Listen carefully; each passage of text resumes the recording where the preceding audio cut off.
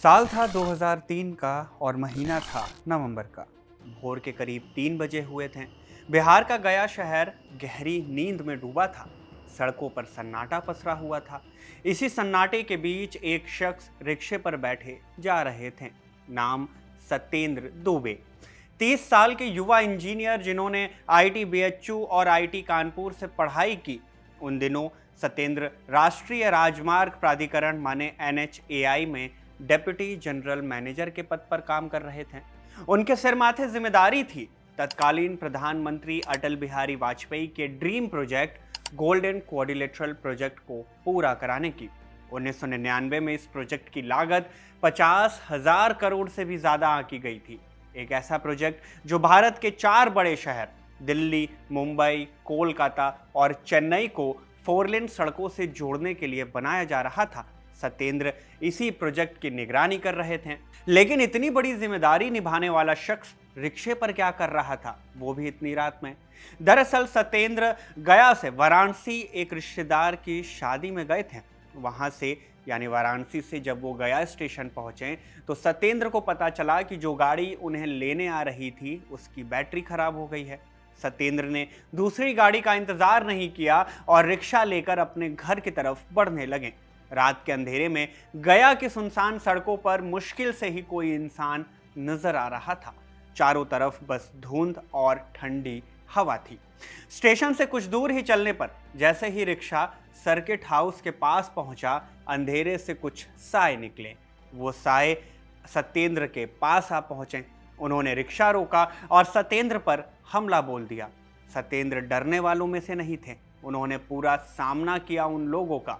लेकिन इसी झड़प के बीच सन्नाटे को चीरती हुई एक आवाज आई। आवाज गोली की। .315 बोर की एक गोली सत्येंद्र दुबे के शरीर में धंस गई और वो वहीं गिर पड़े। एक होनहार ईमानदार अफसर जिसने भ्रष्टाचार और सिस्टम के खिलाफ आवाज उठाई, सड़क पर पड़ा दम तोड़ चुका था। देखने में ये घटना आम लूटपाट की लग रही थी, लेकिन जैसे ही एक खबर सामने आई, मामले ने दूसरा ही रास्ता पकड़ लिया। रास्ता जो सीधा जाता था प्रधानमंत्री कार्यालय तक। तब इंडियन एक्सप्रेस अखबार ने एक खबर छापी कि सिविल इंजीनियर सत्येंद्र दुबे की हत्या इसलिए हुई क्योंकि प्रधानमंत्री कार्यालय यानी पीएमओ और एनएचएआई को भेजी गई उनकी एक सीक्रेट चिट्ठी से उनका नाम लीक हो गया। क्या था इस चिट्ठी में? पीएम के ड्रीम प्रोजेक्ट में सत्येंद्र ने ऐसी क्या बात देखी कि उनका अंत ऐसा हुआ? और क्यों सत्येंद्र की मौत के बाद राजनीतिक दलों ने एक सुर में मांग की विसल ब्लोअर प्रोटेक्शन कानून की? क्या है सत्येंद्र दुबे की मौत की पूरी कहानी और क्या है विसल ब्लोअर प्रोटेक्शन कानून जो सत्येंद्र जैसे लोगों की जिंदगी बचाने के लिए लाया गया लेकिन अब तक आया नहीं? जानेंगे इस वीडियो में। नमस्ते, मेरा नाम शुभम है और आप खबरगांव देख रहे हैं। 19वीं सदी के अल्ले पल्ले इंग्लैंड के पुलिस कर्मियों को बॉबीज कहा जाता था। वो एक बेहद अनोखी चीज किया करते थे। जब भी अपने आसपास कोई भी अव्यवस्था उन्हें दिखाई देती थी तो वो जोर जोर से सीटी बजाने लगते थे। मकसद सीटी के शोर से लोगों और दूसरे पुलिस वालों को मैसेज देना होता था कि सभी सतर्क हो जाएं। धीरे धीरे बॉबीज का ये सीटी बजाना एक फ्रेज बन गया। टू ब्लो द विसल माने गलत काम को उजागर करना या उसके बारे में चेतावनी देना। 20वीं सदी में यह शब्द अमेरिकी और यूरोपीय कॉरपोरेट जगत में भी आ गया, जहां सीटी तो नहीं बजाई जाती थी लेकिन पुलिस वालों के जैसे ही काम होता था। किसी संगठन या दफ्तर में जब कोई कर्मचारी अंदर चल रही गलत, भ्रष्ट या अवैध गतिविधि को उजागर करता था, चाहे वो अपने बॉस को बताए या फिर मीडिया को बताए या फिर सीधे जनता के सामने लाए, तो इसे विसल ब्लोइंग कहने लगे। यहीं से आया शब्द विसल ब्लोअर, यानी वो शख्स जो समाज या संगठन को किसी बड़ी गड़बड़ी के बारे में बताता है। जिन सत्येंद्र दुबे की कहानी हमने आपको बताई वो भी अपने विभाग के लिए विसल ब्लोअर ही थे। कैसे? सत्येंद्र ने ऐसा क्या किया? अब यह जानने से पहले सत्येंद्र के बारे में भी थोड़ी जानकारी ले लीजिए। मीडिया रिपोर्ट्स में लिखा गया कि सत्येंद्र दुबे का जन्म 1973 में बिहार के सिवान जिले के एक छोटे से गांव शाहपुर में हुआ था। उनके पिता बागेश्वरी दुबे एक चीनी मिल में मामूली क्लर्क थे और माता फूलमती देवी गृहिणी थी। परिवार बड़ा था, 5 बेटियां थीं और 2 बेटे थे। गुजारा एक छोटे से खेत और पिता की कम आमदनी पर ही चलता था। सत्येंद्र ने गांव से ही अपनी शुरुआती पढ़ाई पूरी की, फिर आगे की पढ़ाई के लिए इलाहाबाद चले गए। 1994 में उन्होंने आईआईटी कानपुर में सिविल इंजीनियरिंग में ग्रेजुएशन किया और उसके बाद बीटेक पूरा करने के बाद आईआईटी बीएचयू से सिविल इंजीनियरिंग में ही एमटेक करने चले गए। जुलाई 2002 में सत्येंद्र दुबे ने राष्ट्रीय राजमार्ग प्राधिकरण माने एनएचएआई में नौकरी भी शुरू की। उन्हें झारखंड के कोडरमा में असिस्टेंट प्रोजेक्ट मैनेजर बनाया गया। जिम्मेदारी दी गई NH2 यानी ग्रैंड टक रोड के औरंगाबाद बाराचट्टी सेक्शन के निगरानी की। यह हिस्सा भारत सरकार की महत्वाकांक्षी परियोजना स्वर्णिम चतुर्भुज माने गोल्डन क्वाड्रिलेटरल प्रोजेक्ट का ही एक भाग था। यह भारत का सबसे बड़ा हाईवे नेटवर्क प्रोजेक्ट था। इसे स्वतंत्रता के बाद सड़कों के क्षेत्र में सबसे महत्वपूर्ण पहल माना जाता है। 1999 में तत्कालीन प्रधानमंत्री अटल बिहारी वाजपेयी ने इस प्रोजेक्ट की शुरुआत की थी। इस प्रोजेक्ट के तहत 14,000 किलोमीटर लंबा 4 लेन का हाईवे बनाने का टारगेट था। लागत थी $12 बिलियन की। भारतीय रुपए में बताएं तो उस वक्त के रेट के मुताबिक करीब 51,000 करोड़ रुपए या इससे भी ज्यादा। सत्येंद्र भी इस प्रोजेक्ट के लिए एक अहम हिस्सा थे क्योंकि ये इस प्रोजेक्ट की एक टुकड़ी की निगरानी कर रहे थे। बिजनेस एथिक्स के सेकंड एडिशन में एसी फर्नांडो ने लिखा कि गोल्डन क्वाड्रिलेटरल प्रोजेक्ट भ्रष्टाचार का अड्डा बन चुका था। इस प्रोजेक्ट में हर तरह के अपराध और भ्रष्टाचार के साथ समझौता किया जा रहा था। मसलन प्रोजेक्ट रिपोर्ट्स में गलत आंकड़े डालना, खरीद फरोख्त से जुड़े कागजात में हेराफेरी करना और बड़े ठेकेदारों को एनएचएआई के अधिकारियों का छुपा समर्थन मिलना, यह सब कुछ आम सा हो गया था। सत्येंद्र दुबे चाहते तो देश के बाकी अफसरों की तरह चुप रह जाते। वो आराम से अपनी एनएचएआई में डिप्टी जनरल मैनेजर की नौकरी करते रहते, भ्रष्टाचार देखकर भी आंखें मूंद लेते और शायद तरक्की भी पा जाते। लेकिन उन्होंने ऐसा नहीं किया। विसल ब्लोअर बनकर पीएम को ही चिट्ठी लिख दी। 11 नवंबर 2002 को उन्होंने प्रधानमंत्री को पत्र लिखा। इसमें उन्होंने बताया कि प्रोजेक्ट में बड़े पैमाने पर भ्रष्टाचार और जनता के पैसों की लूट हो रही है। सत्येंद्र ने गोल्डन क्वाड्रिलेटरल प्रोजेक्ट में ठेकेदारों के चयन की प्रक्रिया पर भी सवाल उठाए। उन्होंने साफ लिखा था कि यह प्रक्रिया बड़े ठेकेदारों ने हेराफेरी और दबाव डालकर अपने कब्जे में ले ली है। उन्होंने साफ साफ लिखा था कि बड़े ठेकेदारों ने झूठे और फर्जी दस्तावेज जमा करके ये दिखाया कि उनके पास बड़े प्रोजेक्ट करने की तकनीकी और वित्तीय क्षमता है। एनएचएआई के अधिकारियों ने उन्हें हर तरह की मदद दी, यहां तक कि चेयरमैन की मंजूरी वाली नोटशीट भी बाहर लीक कर दी गई। ठेकेदारों को मोबिलाइजेशन एडवांस यानी कि काम शुरू करने के लिए दी जाने वाली 10% की रकम, जो कुछ मामलों में 40 करोड़ तक होती थी, बहुत ही जल्दी दे दी जाती थी। कई बार तो कॉन्ट्रैक्ट साइन होते ही 24 घंटे के अंदर ही पैसा दे दिया जाता था। यह एडवांस अक्सर असली काम में इस्तेमाल नहीं होता था, बल्कि ठेकेदार उसे अपनी दूसरी एक्टिविटीज में खर्च कर दिया करते थे। शिकायत में सत्येंद्र ने आगे लिखा कि एनएचएआई अंतर्राष्ट्रीय स्तर पर योग्य ठेकेदार चुनने का दावा करती थी, लेकिन असलियत में वही ठेकेदार काम को छोटे छोटे ठेकेदारों को सौंप देते थे जिन्हें एक्सपीरियंस भी नहीं होता था। कई बार तो पूरा 100% काम किसी छोटे ठेकेदार को भी दे दिया जाता था, जबकि छोटे ठेकेदार इतने बड़े प्रोजेक्ट संभालने में सक्षम ही नहीं थे। यह सब एनएचएआई के सभी अधिकारियों को पता था, लेकिन कोई कुछ नहीं बोलता था क्योंकि सबकी मिली भगत थी। पीएम को लिखे इस शिकायत पत्र में सत्येंद्र ने एक खास एहतियात भी बरती। उन्होंने लिखा कि आम आदमी के ऐसे पत्र अक्सर गंभीरता से नहीं लिए जाते, इसलिए मैं अपनी पूरी पहचान एक अलग पन्ने पर लिख रहा हूं, लेकिन फाइल को आगे बढ़ाने से पहले इस पन्ने को हटा दीजिएगा ताकि मेरी पहचान गुप्त रह सके। उनकी इस अपील को नजरअंदाज कर दिया गया।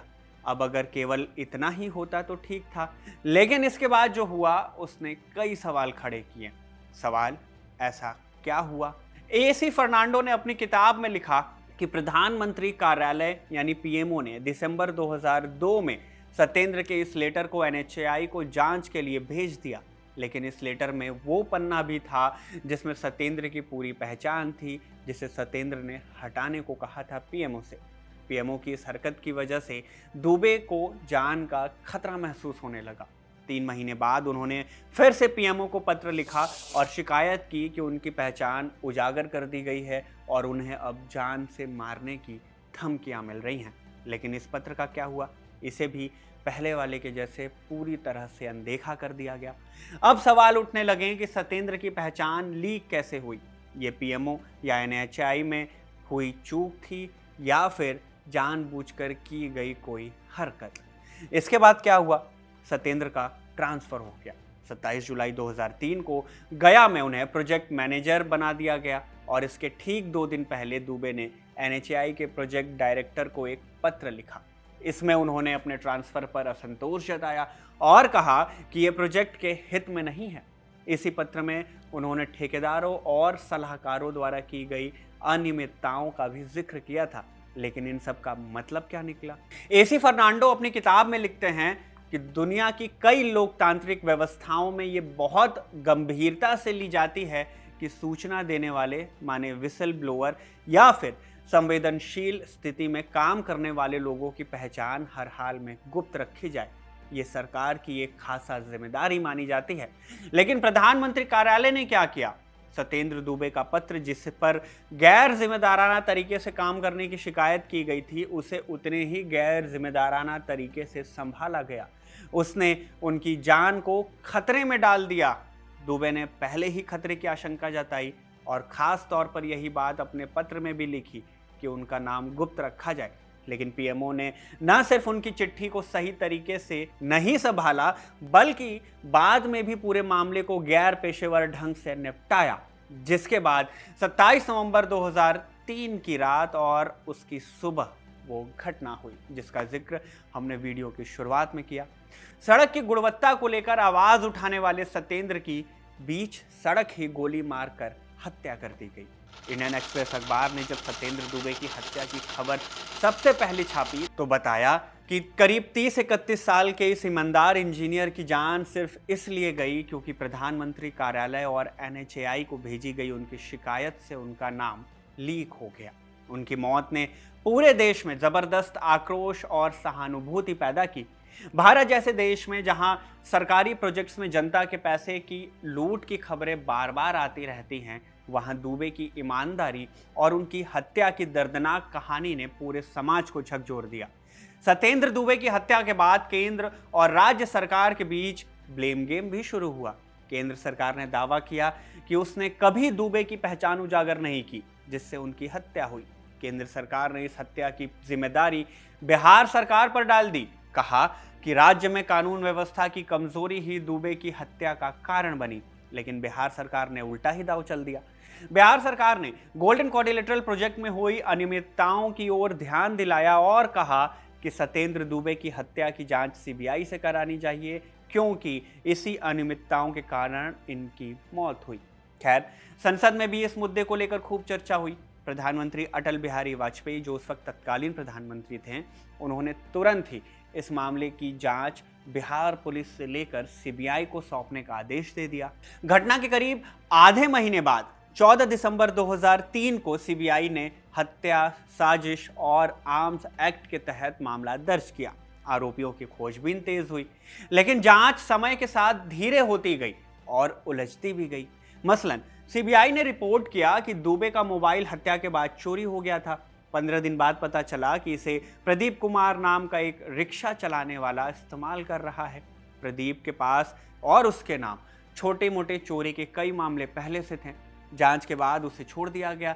अगले साल यानी कि 2004 के जनवरी-फरवरी के महीने में सीबीआई ने 2 और लोगों से पूछताछ की, लेकिन पूछताछ के 1 दिन बाद ही उन दोनों की मौत हो गई। सीबीआई ने कहा कि दोनों ने आत्महत्या कर ली थी। देखते ही देखते हत्या को बीते 5 महीने हो गए, लेकिन सीबीआई अब तक हत्या के मुख्य आरोपी तक नहीं पहुंच पाई थी।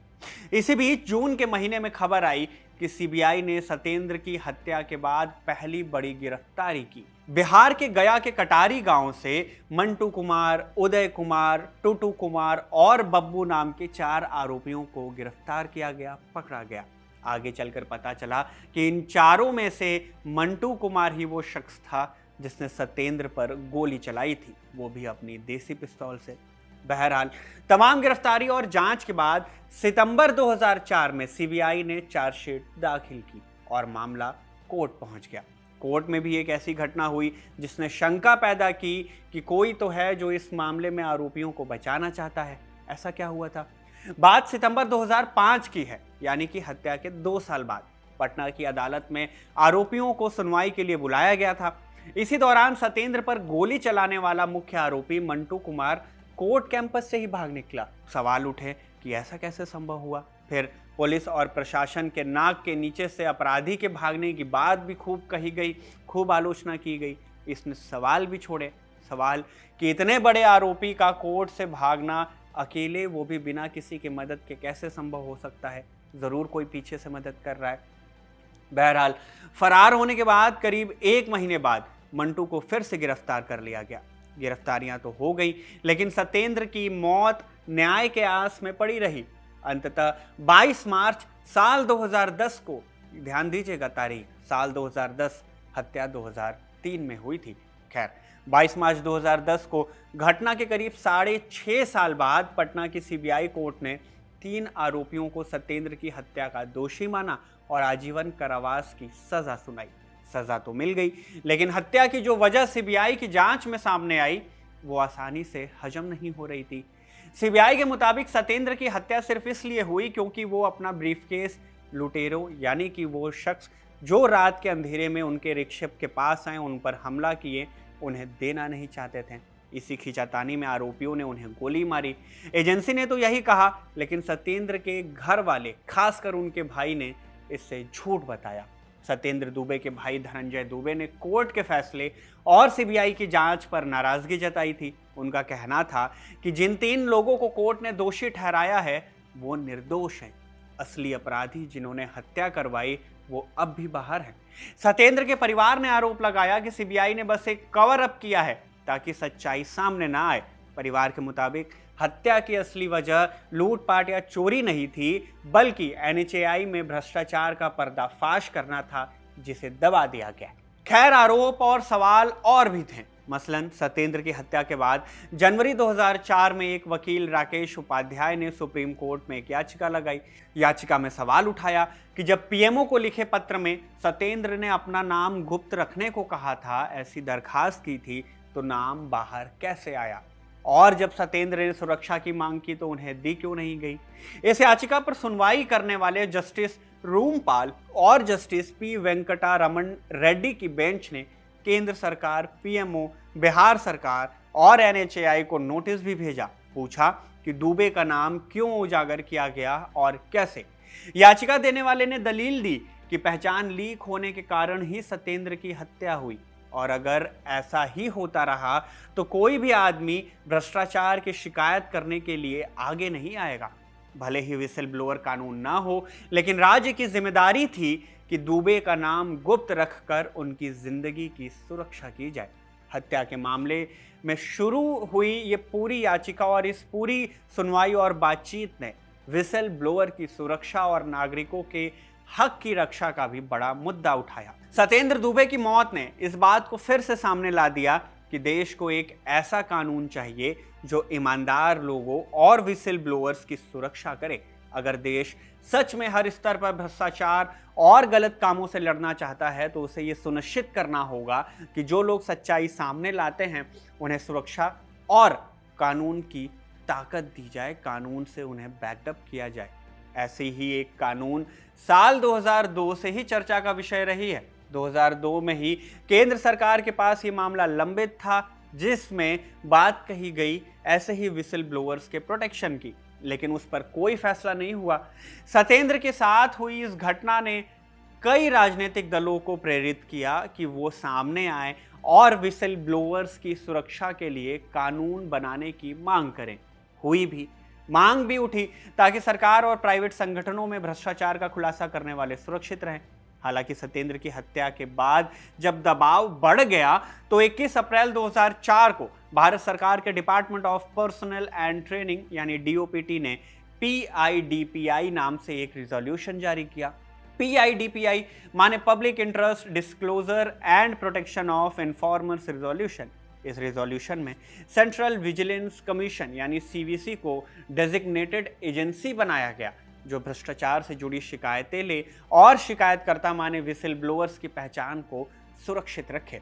ये सिर्फ एक रेजोल्यूशन यानी सरकारी आदेश था, कोई संसद द्वारा पास किया गया कानून नहीं, जिसकी मांग लगातार चल रही थी अब भी। बहरहाल अभी ऐसे कानून की चर्चा चल ही रही थी कि 19 नवंबर 2005 को इंडियन ऑयल कॉरपोरेशन के एक और अधिकारी मंजूनाथ की हत्या कर दी गई। उन्होंने पेट्रोल मिलावट के खिलाफ कड़ा अभियान चलाया था, इसलिए उन्हें मार दिया गया। खबरों में इसकी भी खूब चर्चा हुई। एक और विसिल ब्लोअर की मौत ने इनके संरक्षण की आवाज को और भी बुलंद किया। इसके बाद जून 2006 में दूसरे प्रशासनिक सुधार आयोग, जिसकी अध्यक्षता वीरप्पा मोइली कर रहे थे, उन्होंने सुझाव दिया कि सरकार के विभागों में विसिल ब्लोअर की अवधारणा को लागू किया जाए। इसके लिए एक अलग से कानून बनाया जाए ताकि ईमानदार अफसरों को सुरक्षा मिल सके। मतलब ये हुआ कि अगर कोई अफसर या कर्मचारी भ्रष्टाचार या गड़बड़ी की जानकारी सार्वजनिक करता है तो उसे किसी भी तरह के खतरे से बचाया जा सके। खैर, सुझाव तो दिया गया लेकिन कानून नहीं बना। 12 मई 2014 को विसिल ब्लोअर्स प्रोटेक्शन एक्ट 2014 नाम से एक कानून बनाया गया लेकिन लागू नहीं हुआ। अधिसूचना में लिखा गया कि यह कानून तभी लागू होगा जब केंद्र सरकार आधिकारिक तौर पर नोटिफिकेशन जारी करेगी, जो अब तक नहीं हुई। यहां तक कि मई 2015 में लोकसभा में whistle blower protection amendment bill 2015 पेश किया गया। लोकसभा से पास भी हो गया लेकिन राज्यसभा में जाकर अटक गया। आज 10 साल बाद भी ये कानून सिर्फ कागज पर कानून है, लागू नहीं हुआ। मतलब आज भी देश के विसिल ब्लोअर्स को सरकार एक ऐसा कानून नहीं दे पाई जिससे ये आश्वस्त हो सके कि उनकी जान को खतरा नहीं होगा। तो ये थी कहानी सत्येंद्र नाथ दुबे की। आप इनकी कहानी पर क्या राय रखते हैं? देश में विसिल ब्लोअर्स की स्थिति पर क्या सोचते हैं? हमें कमेंट बॉक्स में ज़रूर बताइएगा। इस वीडियो को शूट किया था हमारे साथी इरशाद और सर्वेश ने। मेरा नाम शुभम है और आप देखते रहिए खबरगांव।